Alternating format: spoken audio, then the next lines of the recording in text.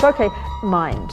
Generally speaking, in Buddhism, you can say it's synonymous with the word consciousness, number one. Number two, this mind of ours, in Buddhist terms, there's not one atom of physicality about it. It's not physical. It's interesting. In the Christian view, we talk about this part of you called the soul that isn't physical, isn't it? Then we have the materialist view, which is there is simply the brain, simply the DNA, the genes, and that's it. So these two views. Well, Buddhism is neither of these. Buddhism has the view that all of the mind, all of the mind, and what that word refers to is the entire spectrum of our inner experiences: intellect, thoughts, concepts, feelings, emotions, unconscious, subconscious, spirit, whatever you want to call, instinct, intuition, you name it. All of this is encompassed by the term mind in Buddhism, or consciousness, okay?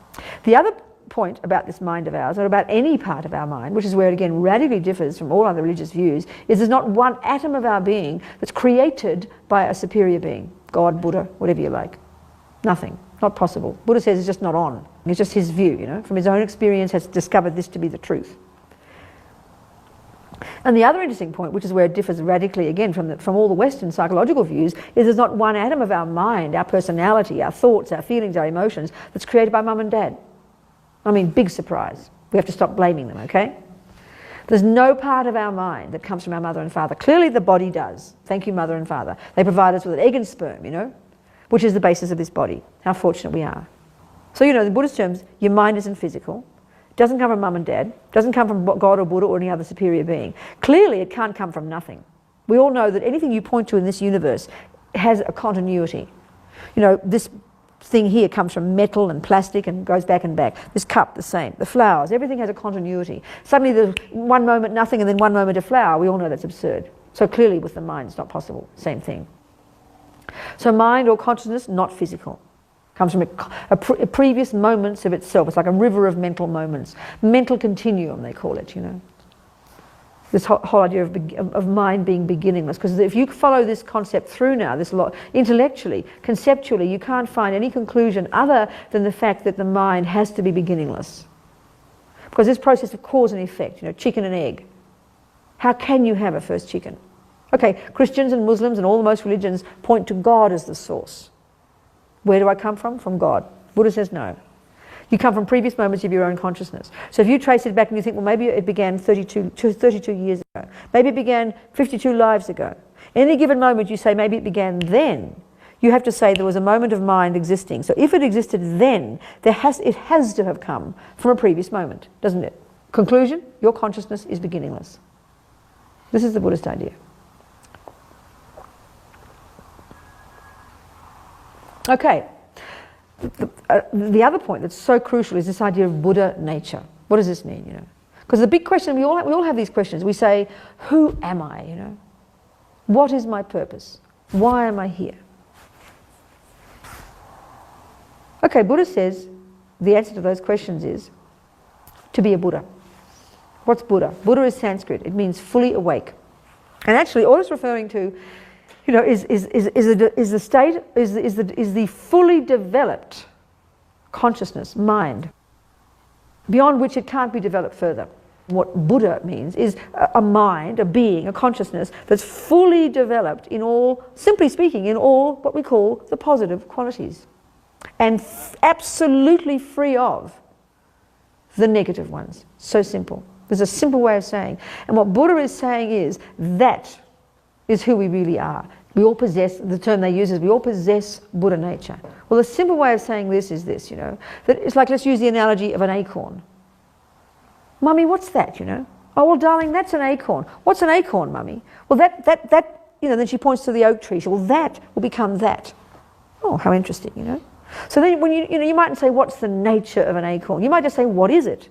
When you see an acorn, what you're really seeing is a potential oak tree, isn't it? You're not some, it's a cute little brown thing. Sure, you could use it for this and that, and you could use it for jewelry, you could use it as a weapon if you like, but kind of how dumb. What it really is, isn't it? You see, what its true nature is, we don't use those words, but you listen to it. What it really is a potential oak tree. So how foolish not to develop into an oak tree. How ridiculous, isn't it? Well, that's what Buddha's saying. Mind, consciousness, which is indestructible, which is not created, Its true nature, what it really is a potential Buddha, a fully developed mind. It's not as if we have a choice about it. You have an option. It's not as if some people like Mother Teresa are born to be Buddhas, you know, kind of like potluck. Not like that.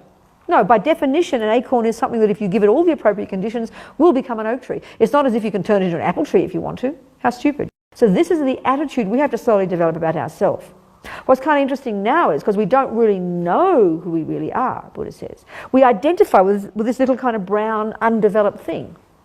Well, I'm this, I'm that, I'm lazy, I'm fat, I'm human, I'm female, I'm no good, I'm special, I'm delicious, I'm ugly, I'm beautiful, you name it. We're kind of defining ourselves by this little brown thing. How boring, how stupid, how short tunnel vision, you know. A Buddha, which is your true nature, which is what your oak tree is, when you're fully developed, you'll have the fully developed two wings. Infinite empathy with all living beings, beyond which, you know, totally developed. Beyond which you can't develop it further. And this empathy would be such that as if they were all you. There's no separation. Huge empathy, huge wish, spontaneous wish to benefit each one perfectly. Second, you'd have fully developed wisdom wing, which literally in Buddhist terms is called omniscience. My mum thought this was very arrogant. Only God is omniscient. But Buddha says every living being, if you possess mind, your mind has the potential to know everything. So this is just something totally natural, Buddha says, that our mind has the capacity to literally know everything. And when we have fully removed all the pollution from the mind, all the delusions, then our mind will be in sync with reality, quite literally. Buddha says we're way out of sync with reality right now because of all the pollution in the mind. So we'll be fully developed, we'll be omniscient. Omniscient, infinite compassion, and there's a third quality, not a wing, that's called literally, if you like, omnipotence.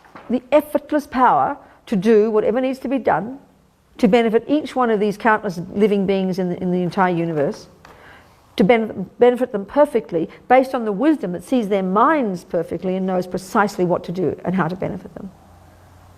And that would include, in fact, the capacity to manifest your own mind, your Buddha mind, in millions of forms throughout millions of universes for millions of eons as long as suffering sentient beings exist. That's a Buddha, okay? That's enlightenment. Enlightenment isn't just some kind of nice feeling, okay? It's a little bit more than that. This is enlightenment. And Buddha says that's your true nature. That's who you can become. That simply is naturally who you really are. You're not it yet. But this whole idea of once you really appreciate what an acorn really is, you will treat it with such respect. And this is the attitude we have to develop about ourselves. It's hugely inspiring, actually, which is why it's so important to hear this very first.